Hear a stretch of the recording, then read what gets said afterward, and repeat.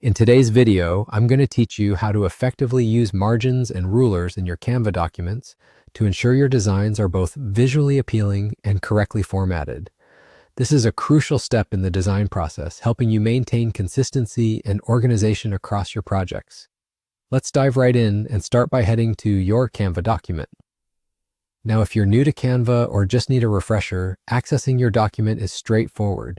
You simply need to navigate to Canva's website and log into your account. Once there, locate the project you're working on or create a new document if you're starting fresh. Being on the main editing interface, you'll have a variety of tools at your disposal, but today we'll focus on using margins and rulers to enhance your design workflow. Once you're inside your Canva document, it's time to configure your settings for optimal design structure. Margins and rulers are indispensable tools when it comes to ensuring that all elements within your design are properly aligned and not too close to the edge of your document, which can sometimes get cut off during printing. To activate these features, you'll want to head to the File menu located at the top of your screen. Go ahead and click on it. This will open a drop-down menu presenting several options. Now, from the drop-down menu, select Settings. This section is where you can customize your document views and tools. Within Settings, there are two specific options that should be checked to make the most out of your design workspace: Show Rulers and Guides and Show Margins. Finding these options and making sure they are enabled is key.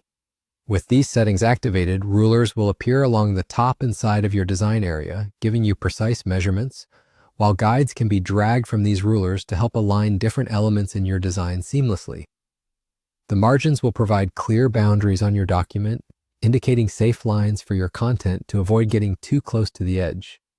Using margins and rulers not only enhances the professional quality of your work, but also significantly aids in maintaining a structure that is visually balanced.